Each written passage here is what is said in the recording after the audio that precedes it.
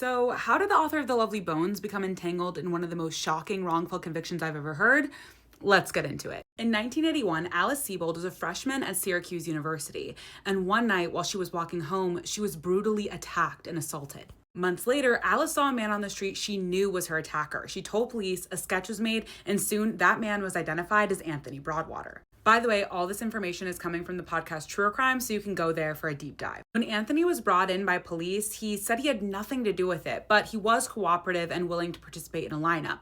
The thing was, Alice would pick the wrong man from that lineup. Alice felt devastated, but the prosecutor convinced her that it wasn't a big deal. Anthony was her attacker. They moved forward with the case based on Alice's testimony and junk science, hair analysis that an expert claimed linked Anthony to the scene. Anthony was found guilty and spent 16 years in prison.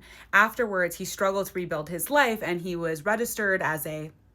Alice had written a memoir about the case, and in 2021, they were adapting it into a movie. And after one of the producers uncovered flaws, a private investigator got involved, and before long, Anthony's case was reevaluated. Anthony was actually exonerated, and Alice Sebold expressed deep regret, publicly apologizing online. But this story isn't just about what happened in the courtroom. It's about the years Anthony spent fighting for his innocence. And for Alice, it's the pain of her attack and the devastating aftermath. I detail all this and so much more on my podcast, Truer Crime, which you can find on all the streaming platforms.